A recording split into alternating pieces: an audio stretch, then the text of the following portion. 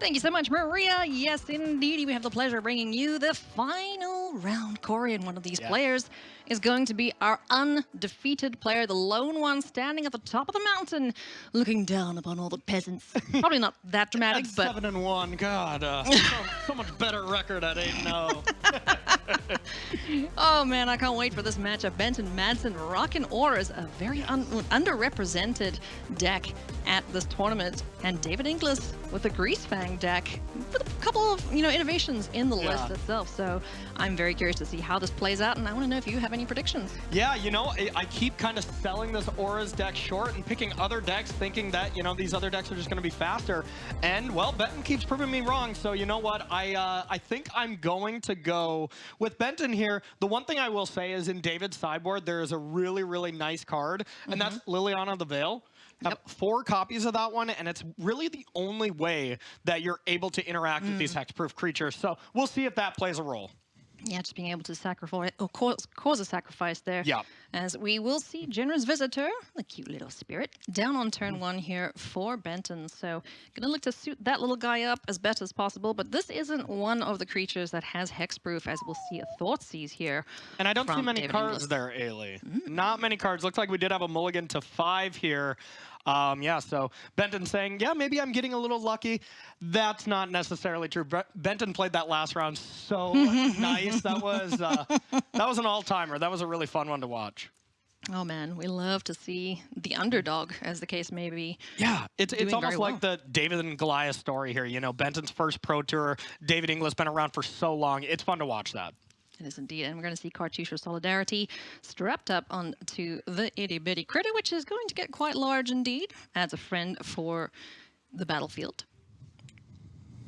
And just one card in hand here now for Benton beside you, who endures. We'll take a look at the other side of things. We have plenty of action in hand here for David Inglis, but he's going to have to get something on this battlefield shortly, otherwise he's going to have a tiny growing problem. Yeah, absolutely. I mean, at 3-3, another 1-1, it would be tough to imagine David can't fight with this unless Benton just starts top decking Aura after Aura here, kind of chains them together. And that was a land off the top, so it looks like it's Giganta time. So definitely big advantage here to David. David's hand's not amazing or anything. Vessel coming down. It looked like there was not even a land that produced white mana, so I don't even think Greasefang can be cast, but there's a chariot if David was able to find a couple more lands. Vessel of Nascency. I won't say a new edition. We didn't typically see this in the previous iterations of Greasefang, and like you mentioned, it's proving to earn its place in this archetype. So yeah, keen to see how it does for the rest of the weekend here for David Inglis. Both of these players at 7-0. We're going to have our first undefeated player, and they're going to be one step closer to those 12 wins that locks up their top 8 on Sunday. No kidding. Just being able to 4-4 the next day to to top 8 a Pro Tour. Now, granted, you are going to have to 4-4 against people that are doing well in a tournament. If you're playing not going to be playing an 8-0 first round, but you'll be playing against someone that's 7-1. And Benton kind of clarified that expected to go 0-8, which is a little drastic there, or 2-6 or something like that. So drafting against the best in the world, pod number 1, always pretty scary going into the second day. Well, that's tomorrow's problem, and future Benton can worry about that. Present Benton needs to deal with the nonsense going on the other side of the battlefield. There is Parhelion 2, the Angel Pooper. And we do know that there is a Greasefang in hand for David Inglis, so that's a little scary to see. Yep, but I don't think white mana, but I do see this pathway, and here is the duality of Traverse here. Yeah, maybe even if you don't have Delirium, we're probably just getting a Plains, if that is one of the basic lands in the deck. Actually doesn't look like it, so we do got to do a Delirium check. Enchantment, land, artifact, instant source, 5 types. So yeah, you can just go ahead and get Mana Confluence to produce white mana, and then bing, bing, bang, Parhelion 2 is active for next turn, and that's going to make this extremely tough.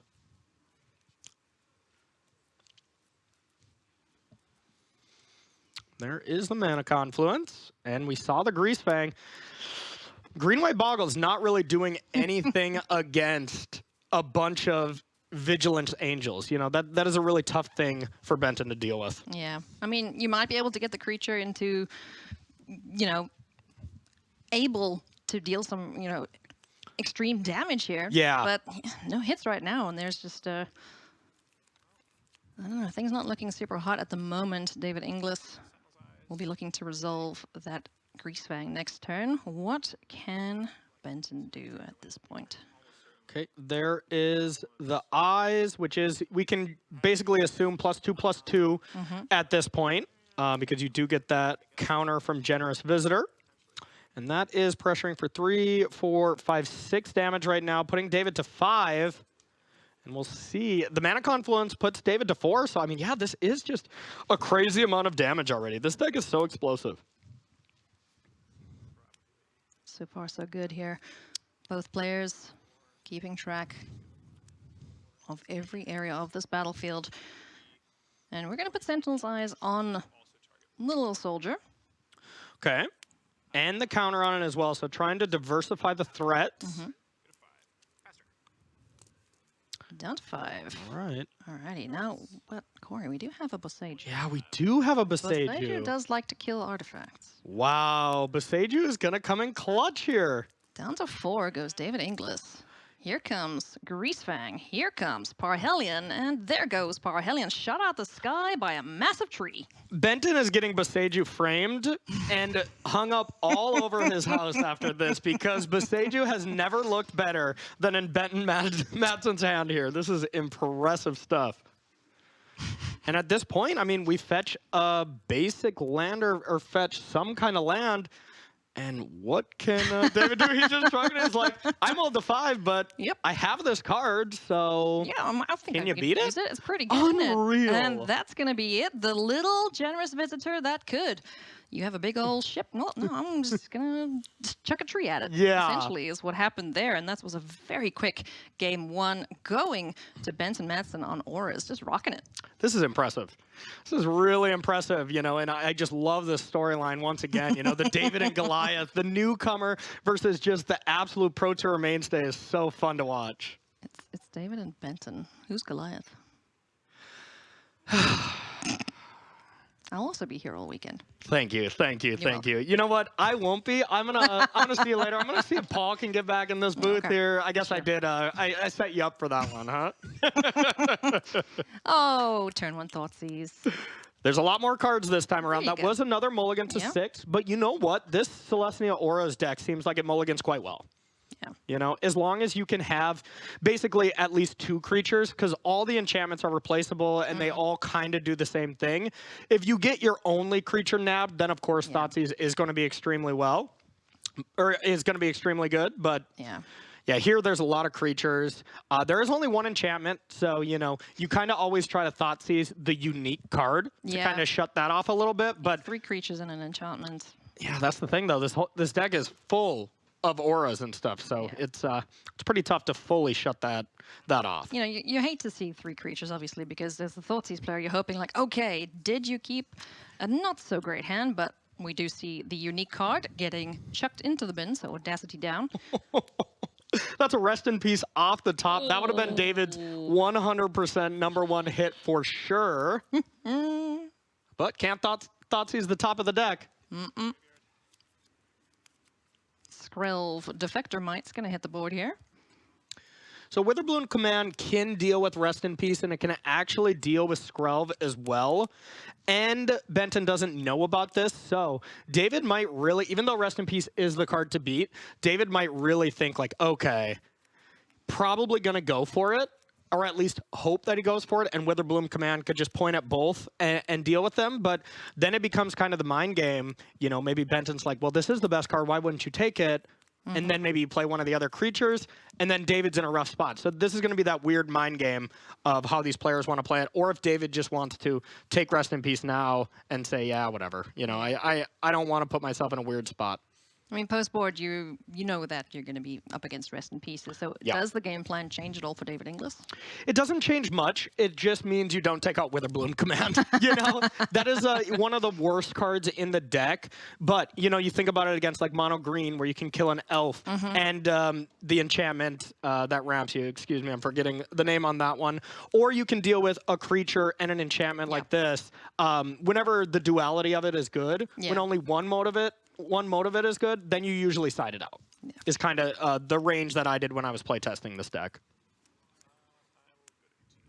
Yeah, and we'll see if the plan is made. Even goes for the rest in peace pre-combat. There isn't the land to do it right now, but David's got to be extremely happy about that to untap and Witherbloom command this. But David does not have lands. Lands would be a useful thing to find at this point. And one little point of poison damage going through there. Do you think Benton's poisoned anyone in the constructed rounds? Because it is only Skrell. Yeah, I'm going to think not. And with a Bloom command, as you mentioned, able to take care of the rest in peace. So graveyard shenanigans back online here for David Inglis. And here's the question that no Magic player truly knows. If you deal with rest in peace with something, does your Witherbloom command get exiled? Like, I think it goes to the graveyard, but I'm not truly positive. We'll see what the judge has to say here. That's definitely what they're considering. I know chat's like, Corey, of course, it does this. Yeah, chat are like level 10 judges, right? Absolutely. That's a thing that exists. It totally is in chat, yeah. It's like Chat's very smart. Super Saiyan, whatever. Yeah, and it does go to the graveyard. That's what I thought, but I was not sure. It's weird that rest in peace exiles, you know? Glade cover scout. And a nice little pair of boots for it. All right, big draw step for David. 2 Yasooka's Chariots in hand, so an untapped land, great. One of these fast lands would be not so great. Do we find a land? Ooh. Nope. To pass back. I'll go. So nothing added to the board here for David That's Inglis. probably what David wanted, though, was a third Yasooka's Chariot. That's probably exactly what the doctor ordered there. I mean, we like cats, don't get me wrong, but Yeah. jeez. Uncostable cats. That's not going to win you any games of Magic here, as Benton Madsen is looking poised. Unless you find a land here. This is a big draw step. 2-0. Is it a land? And Helion 2, oh my.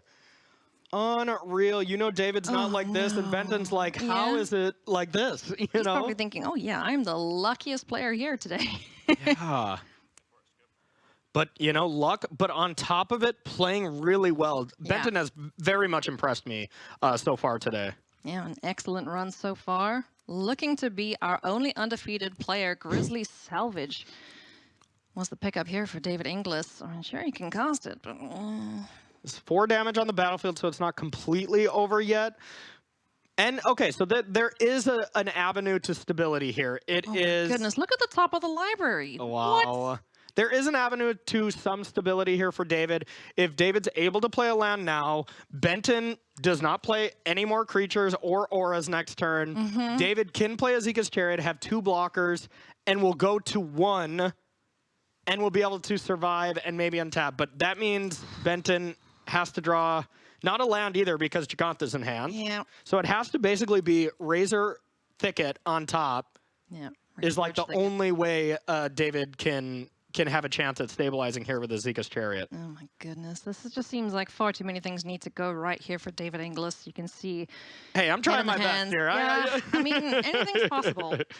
And it would have been a lot more possible if Parhelion 2, instead of being, you know, above Grizzly Salvage, if it was below, then you could at least put this Greasefang into hand, and Parhelion 2 would be a decent avenue if Benton bricked. But the way it stands, it's just everything worked out terribly for David this game. Anything that could have went wrong sure did. But you know what? 7-1, still respectable. And oh yeah, great record. Just deciding here what the heck to pick. Does it matter at this point? It's probably what he's thinking right now. It's going to be a pathway. And plays the land. Yep, land go. Let's see, can we find an aura to wrap this up That's here? it. Goodness gracious me, oh my. Well, you take a look at this guy. He's 8-0, Corey. 8-0 at his very first Pro Tour when you're expecting at best to go 2-6. I mean, come on, you gotta love that start. You gotta love Benton here. Really nice stuff. Huge congratulations to you and good luck tomorrow. That is so cool. Impressive. Impressive stuff indeed. Yeah. Draft tomorrow. We also have Pioneer. We've got plenty of Magic still to show you for the rest of this round, but let's just, I mean, he qualified playing Brothers War Steel on his iPhone. That is the story, friends. So if you think, hey, I could do that, yeah, you sure could. Yeah, absolutely. Go play, get qualified. We might be talking about you 8-0ing a Pro Tour here for the next one. So yeah, really impressive stuff. You gotta love those storylines. Gotta love them indeed. We have plenty more Magic friends when we come up after the break. Shota Yasooka versus Nathan Steuer. Bang.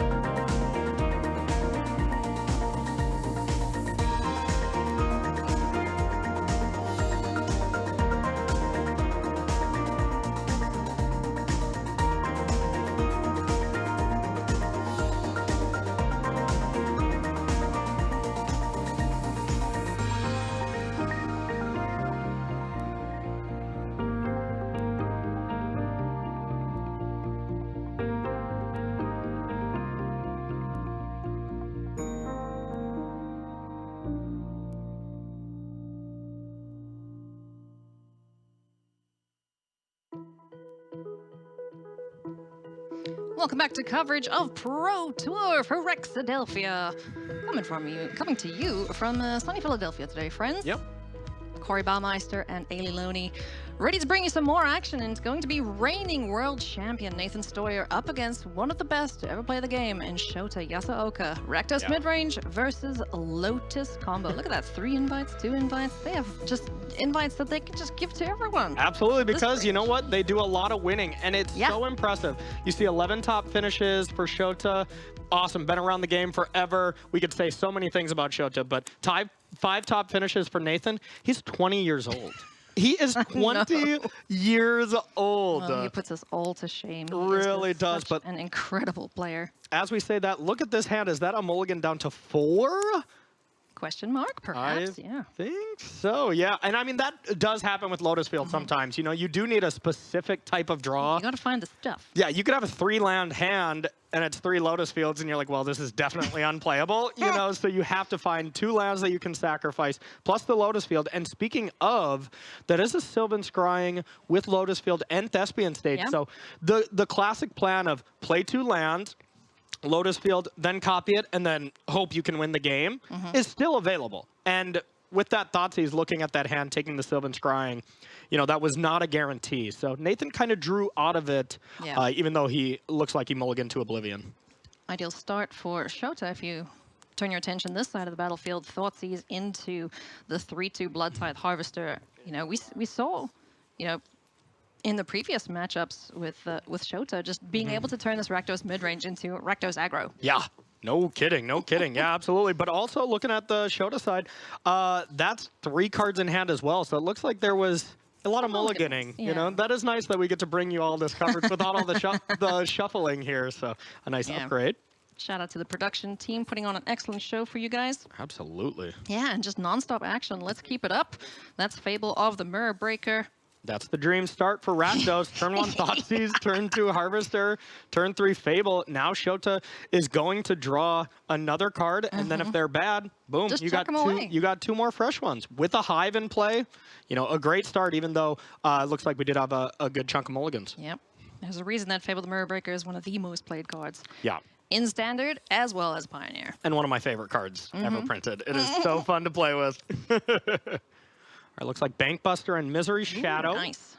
In Shota's hand, we'll see. What do we discard? I like Bankbuster going to the yard for sure, but Shadow? Why not? Yeah. I think can attack for a lot. Sure can. Good way to spend your mana if you got any spare. Bankbuster in the bin.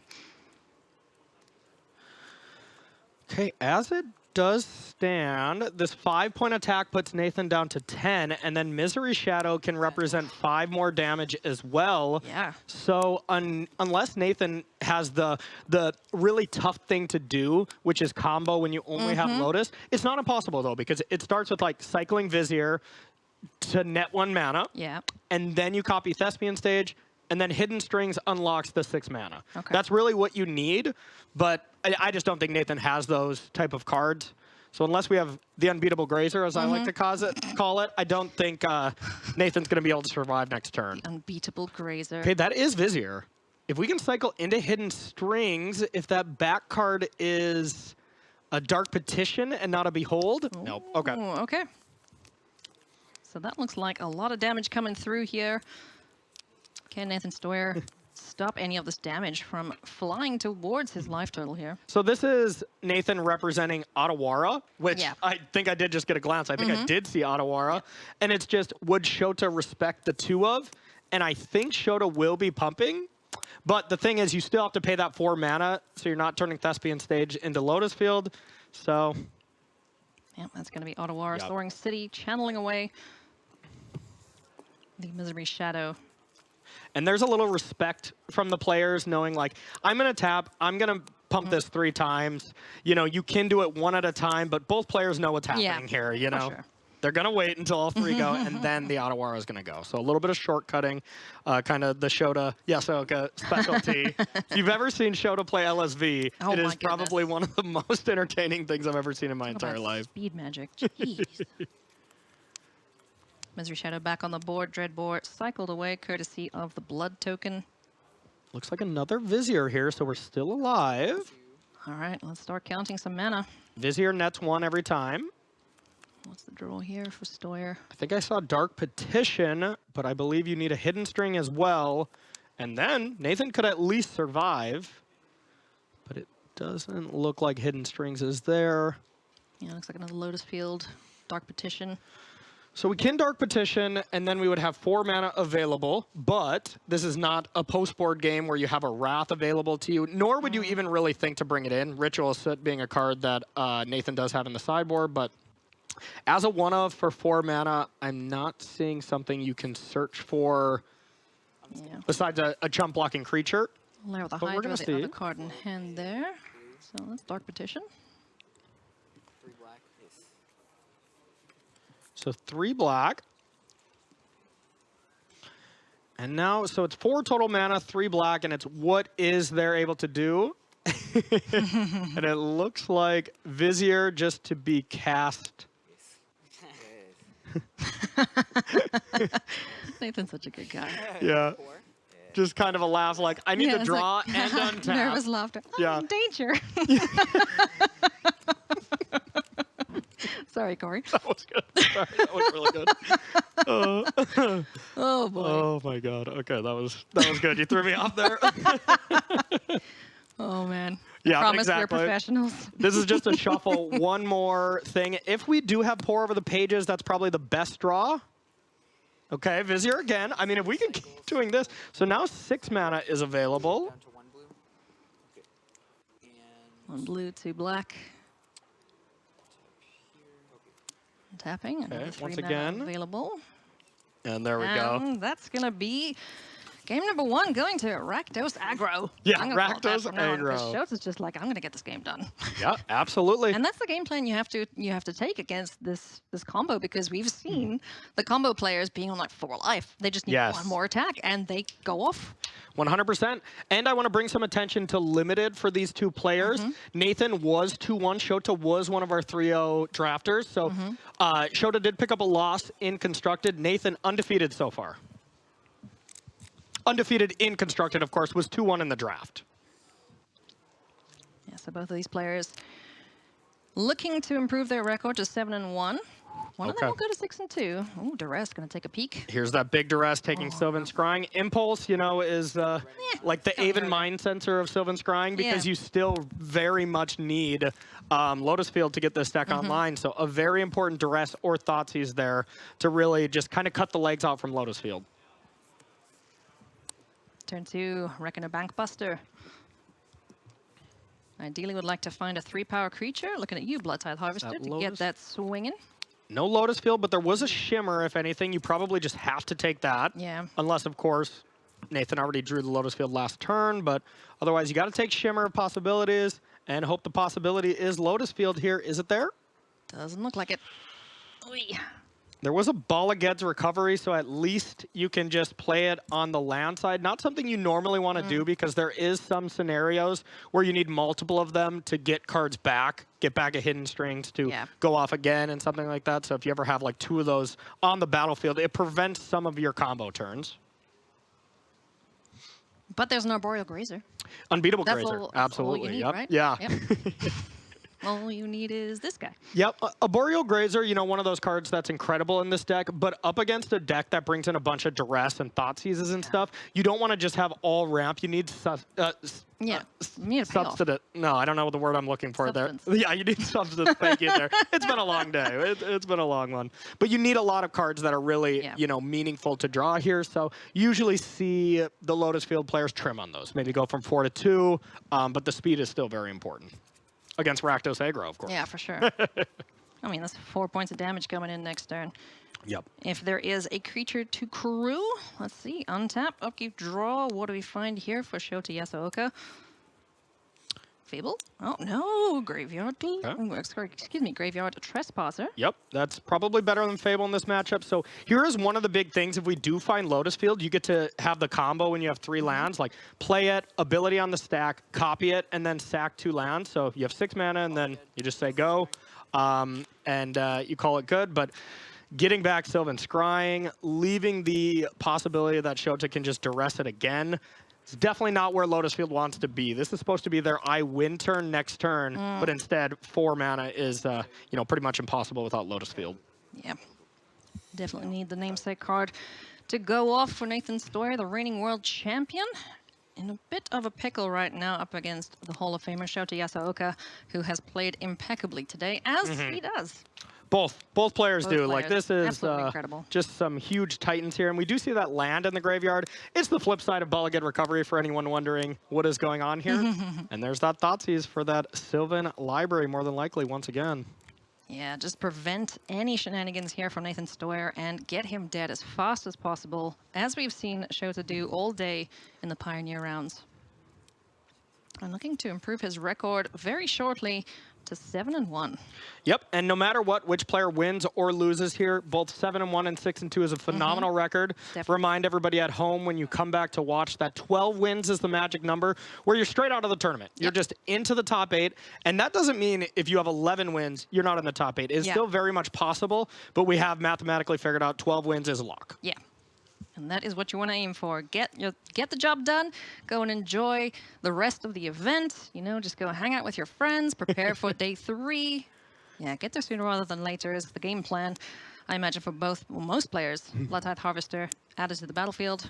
Another blood token. And we're going to get in for 7 points of damage. That would be the ultimate flex when you already get 12 wins and you just go watch the panels. And Yeah, why not? Down to 9 goes Nathan Steuer. That is a lot of damage. Absolutely. Pour over the pages. Help. No, it doesn't look like it. Yeah. Where is this Lotus Field?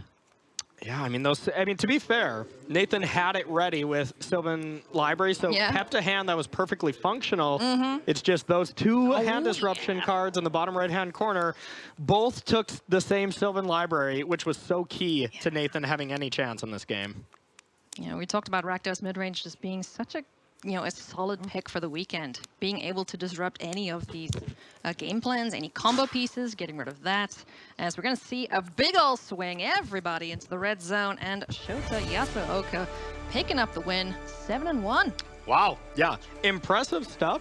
And we even heard Nathan Steuer in the interview with Cedric saying, this is the deck I was expecting the most, Rakdos midrange. He was right. Yep. And liked his matchup. But, it's Pioneer. Anything can happen. Shota played amazing. And when you just don't get the namesake card into play, your deck doesn't function as much. Yeah. Yeah. So definitely need the pieces of the puzzle to get the combo going. Unfortunately, not the case for Nathan Steuer, but still a very respectable 6-2 heading into day number 2.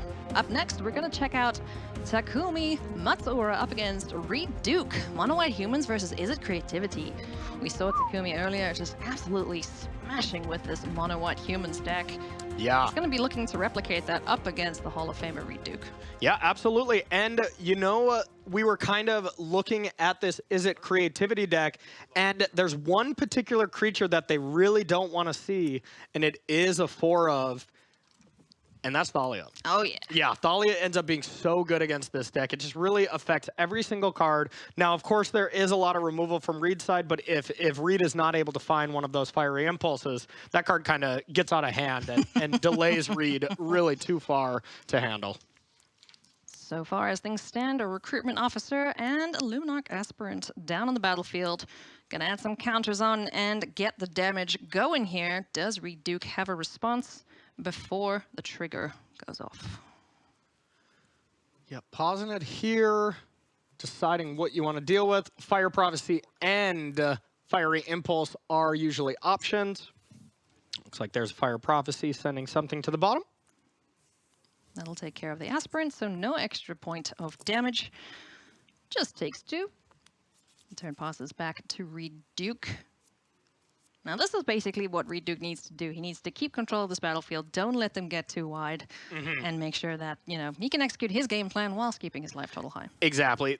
Turns, 1, 2, and 3 is just kill stuff, kill stuff, kill stuff, and then turn 4, take that big hit, like take 7 damage, sure, whatever, then big score, combo off, and there's a lot of removal, in the deck for Takumi, but, it's ossification. It's all this sorcery speed stuff that just really is not going to affect. And I did see a big score in Reid's hand, plus creativity, but I don't think I see the land needed. But that does look like an impulse to try to find it. Let's see. Can we find land number 4 here for Reid Duke? There it is. Hopeful initiate down on the battlefield here for Takumi Matsuura. But importantly, both of those aspirants taken care of. Yeah, and Takumi has a great start. It's pretty fast, but it's not going to be fast enough with Reid having the ideal draw. I mean, this is pretty much the absolute perfect draw. Removal spell on 2, removal spell on 3, plus a way to find your card. Big score into creativity. You just need to find one more land, creativity for 2, hit both treasures, and we'll pretty much be all done here. Yep. Adeline Resplendent Cathar added to the fray here. For Takumi Matsuura, an excellent card indeed.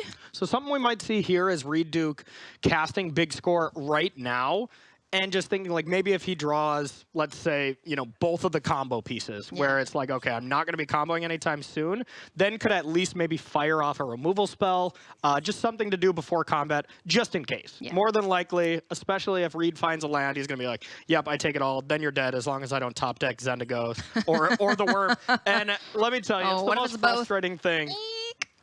Reid has to fade his own draw steps here. I did see the land, and I did not see the Worm or Zendigos. So big draw step for Reid. Most of the time, it's like Reid needs this. Yeah. Reid just doesn't need to top deck one of the combo pieces, and he's got this game number 1. All right, well, fingers crossed that the draw isn't a big dumb creature because we would like to creativity into those. There's the land. There's tap for 5. And double creativity targeting those. Yep. Splinter Twin has been activated. Big score and creativity. There's a Worm. And where's Xenagos? Yeah, there we go. And it's like, what do you add? 20. Okay, well, here's 30. Yeah, not enough toughness on that board to Yeah. prevent the big old trample damage coming through from the World Spine Worm. So game number 2, let's go. Now that's a much better showing from the deck for Reid Duke. Yes, that was just the perfect draw. That's what Reid wants to be doing every single time. I talked to Eli Cassis about this matchup a little bit, and this is perceived as a bad matchup, but he actually enjoys playing it. Yeah. Just, feels like it's really close and that he can kind of maneuver his way to a victory, but it is perceived as a bad matchup by the team. Game number 2 underway. Hopeful Initiate just dunking the Duke for 1 point of damage, and there's Talia. There's Talia, Oh, and dear. there's one other card I want to bring to attention here, is there is 3 Redains that is also extremely good at not only preventing a big score, but, creativity. Oh, yeah. Tax, man. I hate tax. It's tax season, I guess, yep. Don't forget to file your returns. Oh, goodness me. Fiery Impulse going to take care of Talia to unlock the hand a little bit for Reid Duke. Down to 17 he goes. And you hear Reid saying 2 damage. Reid is one of the most precise players when it comes to it, especially at the pro level. A great opponent to play against. He'll be so nice to you as he's destroying you. You don't feel bad about it. It's like, wow, you're really nice. Yeah, absolutely. A gentleman and a scholar. As we're going to see Fable the Mirror Breaker hit the board. 2/2 Little Shaman that can make some treasures for him. Fable of Mirror Breaker is an interesting card in this deck because it doesn't really help off the combo in any true meaningful way. The card's just so good. If you have mountains, you should be playing it, Because it's not like you can attack, get the treasure, and then second main phase, creativity for 2. Like, you can, but you need to attack for the combo, so. My goodness, this is so much damage. Oh, boy. Ooh. Oh, and Talia's Lieutenant getting the benefit of the token off of Adeline Resplendent Cathar as well. So this is a bunch of ouch. Yep, 100%. Adeline and Thalia's Lieutenant is such a combination because not only is it pumping everything, every single token pumps the Thalia's Lieutenant as well. So, yeah, it is a great combination. Adeline is just a terrifying card. Yeah. Terrifying. Oh, man. So the one thing is Takumi did not animate any Mutavaults. Like, the one option that he had was to tap 2 lands, animate both Mutavaults, they become 3/3s. If you have nothing else, that's what you either should do, or animate 1 and be able to attack with it. Yeah. So that leads me to believe that there's going to be a follow-up play, maybe like a Thalia, and that would pretty much slam the door on Reid here if that was the case. We'll see exactly what's in hand. Potentially a very quick game 2 here, and you can see Reid Duke trying to keep this Goblin alive. He's going to take so much damage here. Just doing quick maths. 11 damage? And it was Thalia. Yeah, it looked like that was 10 damage there. So, and I mean, this was just the dream draw. Yeah. This is mono white doing mono white things. Chucking 2 lands. Get out of here. I don't want to be shocking myself. And the one great removal card and great sideboard card that this whole team came up with, which a lot of people came up with, it's not like hidden tech, is Rending Volley. Yeah. Dealing 4 damage to any creature, besides Mutavaults because it is a white or blue creature.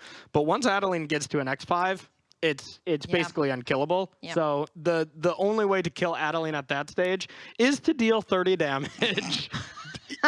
and take it off the battlefield that way. There's no true way to remove it besides double removal spells, Corey, of course. I have heard that player removal is, in fact, the best removal. It is pretty good, yeah. Yep. Whoa! That's Math is for blockers. Ooh, boy. Yeah, no. Reid's not even going to bother with that. It's just like, yeah, I'm super heckin' dead. You probably did damage to me in game 3 at this point. So let's go game number 3 here between these players. Yeah, and that looked really good. Being able to have Thalia, a disruptive, aggressive creature, and it doesn't matter if you have 2. Like, if I saw 3 Thalias in my hand, I'd probably keep it here because they have to die for Reid's plan to effectively work. 3 might be an exaggeration. That's probably a little much, but 2 for sure I'm keeping. Yeah. Hopeful Initiate down on the board. What do we see there? Oh, lots of removal. Goodness. That is three three. fiery impulses? Yeah, and a big score. That is perfect. That is That's perfect. what you said. Yeah. Kill, kill, kill, big score, take a big chunk of damage, dump a little creativity, win. Exactly. The There you one go. thing we haven't seen on the broadcast so far is where one of these players playing this as a creativity deck, which is a lot. It's all one team, basically, is drawing that card at the inopportune time, drawing one of the combo pieces. So that is the cost, and there's Thalia right to the yard. Die. Fiery Impulse ready and waiting for that. There's 2 more in the wings there for Reid Duke. I think that was a rip off the top. I don't think he had land 3, so Oh, big draw well, that's step for the cool. Duke. Yeah. Stormcove Coast. 3 mana available. A Mutavault. One thing Reid doesn't want to see here is Adeline. Okay, that's- that's perfect. Yeah, that's fine. Because I believe it's just fiery impulses from Reid, and you don't want to double Yeah, creature, no, but you don't yeah. want 2 for 1 yourself. Beginning of combat, get that aspirant out of here. And the one difference from this list from other ones is that thing we saw a little bit earlier in the day is ossifications were traded for Brave, Yep, where Brave is much better in these scenarios in this matchup. for sure. But ossification, quite a magic card. There it is. I'd first pick that over a lot of cards in Phyrexia All Will Be One draft. One of my faves. Well, speaking of, we'll see more of that tomorrow morning. Just as a reminder for everyone, 3 rounds of Limited to kick off day 2, followed by more rounds of Pioneer to determine our top 8. So Reid Duke and Takumi Matsuura looking very good indeed. I can't wait to see another draft, let me tell you. Too. All right, so Reid just not really caring about killing this hopeful initiate. Never mind, I'll... It died. Yeah, there it is, there it is. Oh, Just Dauntless didn't even Bodyguard, wanna you would have take one. been useful earlier. So the 2 cards in Reid's hand was Mountain Big Score, plus whatever card is drawn. So as long as it's not one of the combo pieces, because you can't discard that. Yeah. You can put them at the bottom, Yeah, no. you know, and that's completely fine, but you can't really discard it and expect to, you know, combo out here still. So faded one of those draw steps, thankfully. Please, no big worm or big angry gruel god. Thank you. Yep, but the one thing about this hand that is not as great as Reid's other hand when he did win the game is, you know, there's not that creativity left, so Reid has to draw creativity and land number 5 still. Yeah. That would be the ultimate big score. Well, here's hoping if you are fans of the Duke, can he get it done? 2 treasures being made off of that big score. Let's see what the draws were. Passes the turn back. Reid's keeping us in the dark here, making us all sweat a little bit. And here is that activation of Mutavault with the Thalia's Lieutenant trigger on the stack. Get that extra damage in. And this is a lot of pressure here. So let's see what Reid has to answer. Does he have it? Touches the graveyard a little bit. Maybe that signifies the dig through time that was drawn. You know, you never know. We'll see. It could be Okay. Reid not leaking in for any information anyways, but Spirebluff Canal. You hate to see that after turn 3, but that is the land he was dealt, I suppose, if we can put it that way. As a second copy of Thalia's Lieutenant joins the forces here for Takumi Matsuura, as well as this Mutavault. so that's 9, 10, 11, 12, 13, 14, 15. That's 16 damage. Oh. That is 16 damage exactly. So Reid has to have something here, and then for sure has to win the game next turn, or there's no way he's surviving. Reid doesn't have, like, let's say Anger the Gods, Yeah, any of those Brotherhood's kind of... End, anything like that. Exactly, yep. Just a good old-fashioned board wipe. Blasphemous Act, anyone? Yeah, no Not kidding. legal. Okay, there is the There way we to go. survive. Impulse. All right, Reid might be knocking the top of the deck. Yep.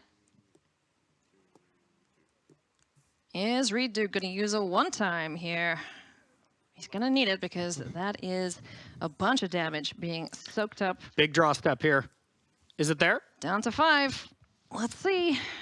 Does he have it or will we see the handshake? Oh, no, it does not, but Takumi Matsuura improving his record to 7-1, and he's got to be feeling fantastic about that. Yeah. Playing mono-white humans, which, you know, felt a little iffy going into the A little bit, weekend, yeah. but yeah, absolutely performing superbly. Yeah, Takumi is making it look good. Absolutely destroying everyone whenever we've seen him on camera. Really excited to see him in more than likely Pod 1 tomorrow. 7-1, I can't imagine he's not. And about to have a big draft tomorrow morning. It's yes, going to be indeed. exciting. But before we turn our attention to tomorrow, friends, we have one more match to show you. Nassif versus Ben Lundquist. I can't wait to see how Izzet Creativity does against Orzhov Auras. Yeah. Orzhov Auras is like a one of fun of in terms of archetypes this weekend.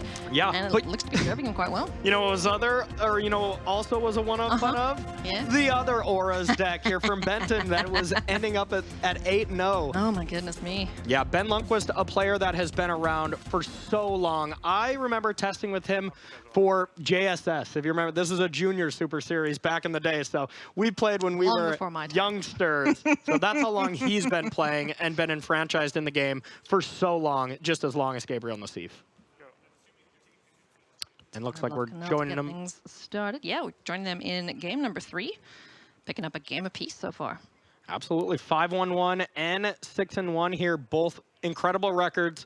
Going to be seeing them, still at the top of the standings, win or loss here. So, but they would, of course.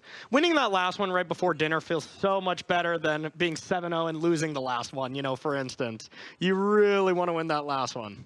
Yeah. The food tastes better at the end. Yeah, it sure does. You want to end the game on a high, or the day on a high, I should say. Exactly. So let's see which of our 2 players will be able to get that done. Oh, talk about good land game. That Plains, whew, so good.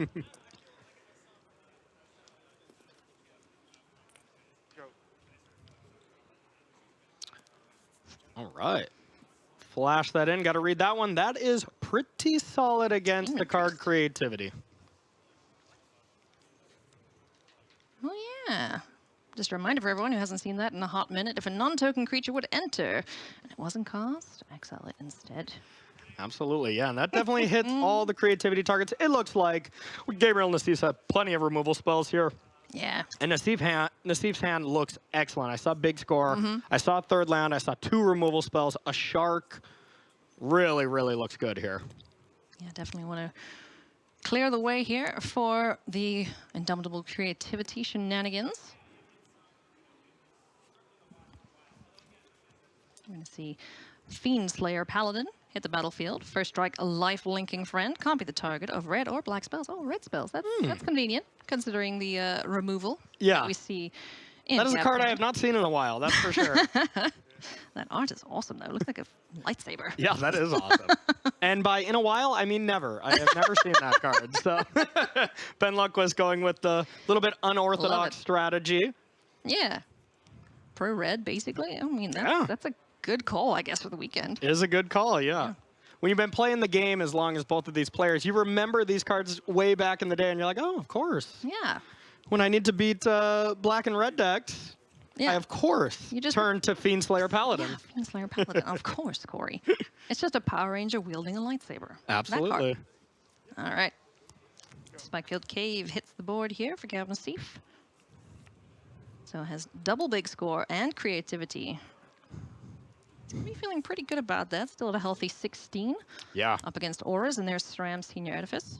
Yep, another removal magnet. Oh, because you have to kill that card probably right now on the stack. Got to deal with it, and we'll see if there's any kind of way to prevent that. You do, of course, still get the draw because it is a cast trigger. And now here's going to be that kind of tension that we've seen once again, is now here's an attack, putting Nassif down to 13.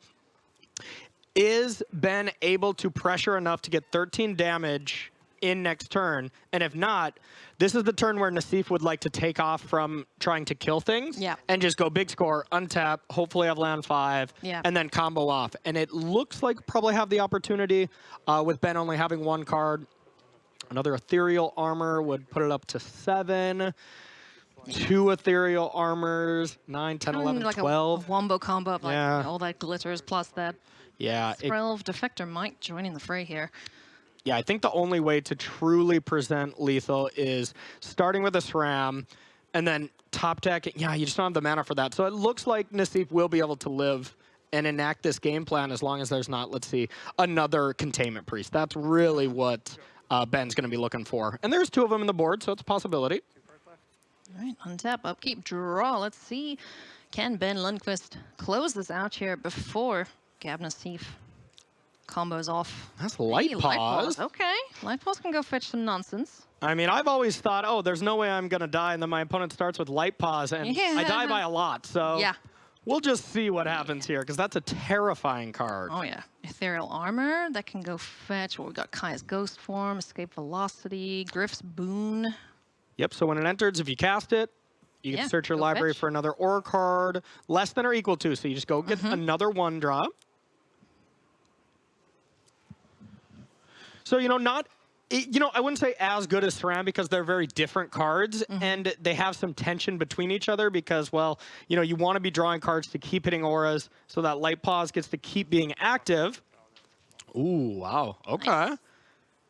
Otawara Soaring City says, no thank you. Get that out of here. All of those lovely auras in the bin.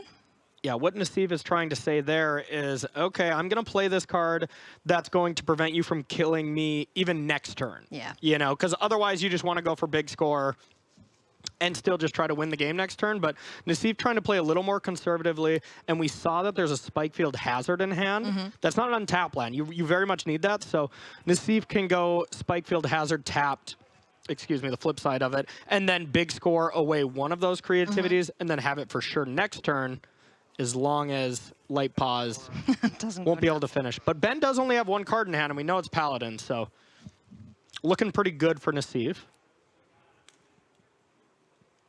2 creativities, 2 big scores, and the Spikefield Hazard in hand here for the Hall of Famer. Just Sans yellow hat. Just debating if he wants to big score now or if he wants to wait and just play the hazard. That's really the only tension point. And then the other thing is just to big score away the other big score or the creativity. All the decisions that's going through Nassif's mind. And wow, this is kind of shocking to me. Discarding Spikefield Hazard. Okay. Which means he has to find a land now. Has but to find the land. might regret that if he doesn't find one. Okay, perfect. That's a tap land, though. Yep, that's fine. yeah, Still that's gets to fine. play it. It looks like Nassif has the classic. Please don't draw Yeah. Zendagos. Please right, don't fingers draw crossed, World's everyone. Fine Worm. Behave, library. I know you think Yeah. it's cool to give me the big dumb worm, but no. Yep. All right. I mean, Nassif's kind of in a win-win situation Yeah. here. Either he doesn't draw the card and gets to win the game next turn, or does and has so much complaint equity at dinner that's still very much worth it. Totally fair. Light pose, swinging in. 2 points of damage. Okay. There's the Paladin. Big draw step. Shocking in Godless Shrine. Okay. So, something in hand. It- Or it's for Skrill? He would bluff no matter what. Ah, yeah. So no matter what, he's going to play it. It's Zendagos. Oh, no! Oh. Oh, no! Corey, we jinxed him. Nassif is not going to be happy with me. So you're not getting an invite to dinner then, is what you're I telling don't me. think so. Oh, no. What a disaster. Something like 40 cards left in the deck, maybe 45. There was 2 landmines, essentially. And Zendagos was picked up. So Minesweeper, oops, he's clicked on the wrong one. One thing that he can do is creativity for 1 and just for sure get World Spine Worm and then cast Zendagos Yeah? next turn off the treasure. Sure, that works. And it's just hoping that he doesn't die still, but wow, what a frustrating draw. Yeah, no. Fire Prophecy? Ouch! So maybe? Skrelv does make it so that you can get through. You can just name green, and then World Spine Worm can't block.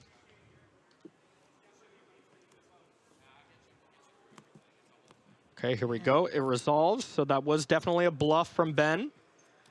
There was no containment priest because he would have still slammed it. Yeah, well, there's the big worm. So, it's a relevant creature. It's Yeah. quite large. Yep. And tough to deal with, for sure. 100%. Yeah, now this puts the pressure on Ben. Ben still has to draw something to get out of this, but Nassif could have just finished this if he didn't draw that 1 card. Wow, that's such bad luck. So now there is Nassif with Make Disappear, but cannot really Make Disappear because you need that treasure to Yeah. cast Zendagos. Yeah. It's a bit of an inconvenience having a green spell when you're in Izzet deck. The World Spine Worm on the board. A bunch of little idiots on the other side.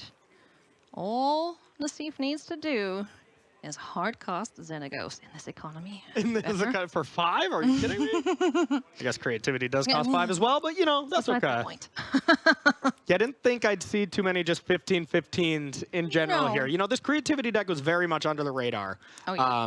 You know, a couple people played it. I know Kowalski did, another amazing Magic player. But outside of that, it's just this team. We've seen it in different forms for sure, but yeah, Worldspine Worm with Yeah. Xenagos. Oh. Yeah, a lot of people thought it was going to be Atraxa. That was the common thing. That was funny to see Twitter thinking, oh, these creativity decks has to be Atraxa, right? That card's too cool. Or Torrential Gearhulk list. Yeah. Those have been around as well. Yeah. But why Gearhulk when you can win the game? Yeah, exactly. You know, you start at 20 life. I'm just gonna hit you for 30.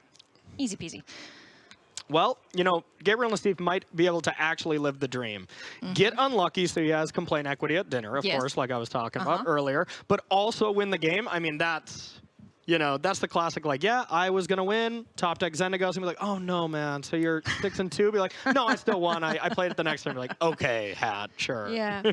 Okay, but here is Kaya's Ghost form. We do get to search, or maybe that was the search off the Ethereal. Yep, that looks like that was the search for Light Pause there. I gotta say, at this point, it's not looking super good for Ben Lundquist without removal for this big dumb worm because we know what's coming. Yeah, I will never count out this deck. Okay, it does look like Ben is just trying to get in some value points of damage here, which will definitely be closing this game out. Yeah, Scroll green, getting yeah. activated, so big ol' World Spine Worm won't be able to get in the way there. But you know what? 7 points of life is not 0, and 23 isn't greater than 30. And that is what's about to come on down here for Gab Nassif. Gets to untap, gets to draw, and you know, Ben's probably very well aware that Xenagos is in hand considering what happened there. He was like, oh, I didn't die. Oh no, wait. My death is delayed. Yeah, Oh, exactly. fantastic. You're like, no way Nassif misplayed and just didn't hit both treasures. Maybe trying to have a In an- counter spell up or something, but yeah. That In doesn't an make alternate sense. timeline, perhaps, but you know, this is the hat. This is the Hat. The hat don't miss. But excellent performance here from both players. 5-1-1 for Ben. Still looking good going into day number 2.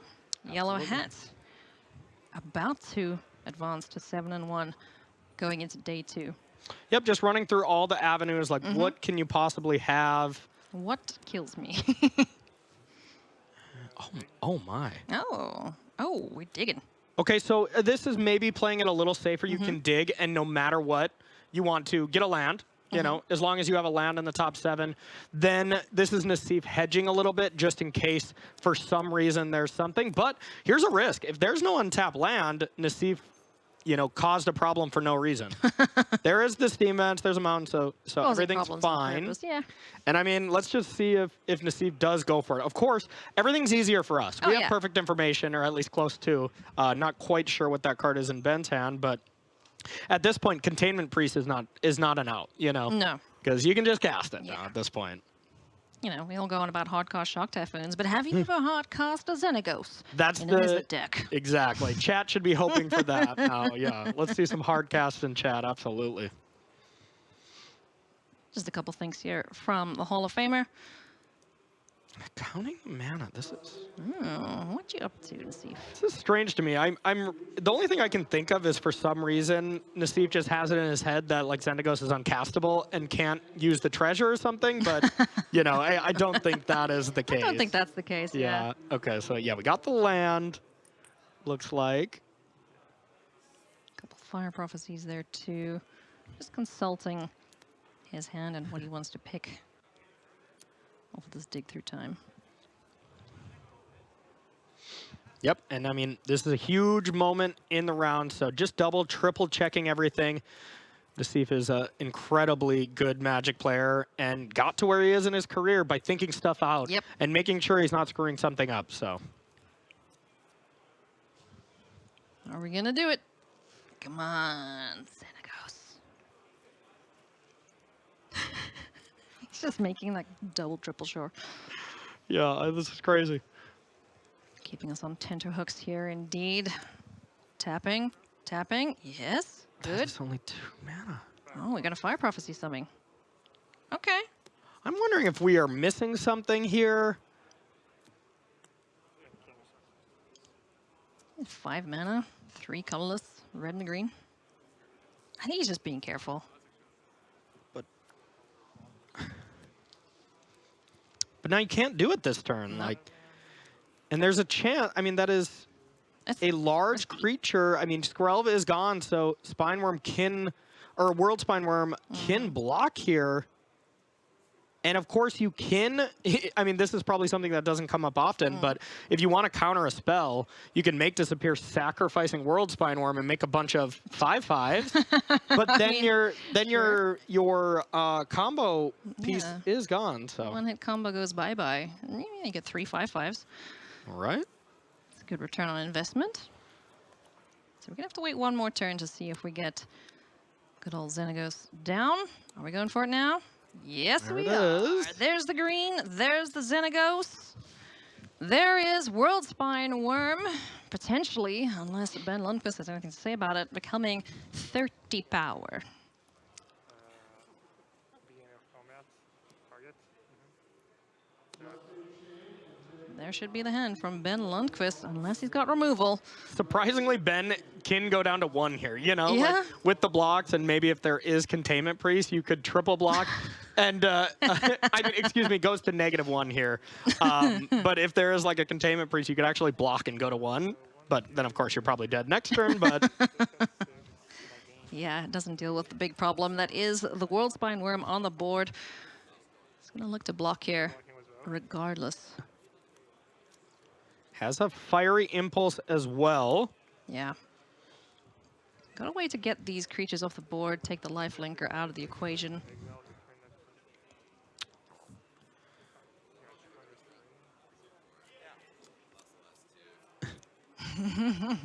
I'm baffled Just hear them at the working end it of this game, yeah. Maybe they're just talking it out at this point, like, yeah, so you're dead, or? Just delaying the inevitable. Yeah. It's just like, you know, maybe you'll forget that you've got a big old 30 power creature over there. But yeah, I'm interested to see if Ben does have an answer for it, because if he's got one, he needs it now.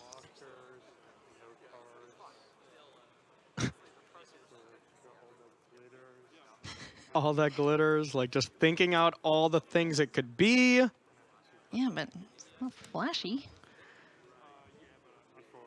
Yeah, Fiery Impulse going to take care of Light Paws. Looks like before blockers here. Mm-hmm. And that is with Spell Mastery. Kaya's ghost form leaving the ghost of Light Paws. Mm-hmm. Returns to the battlefield.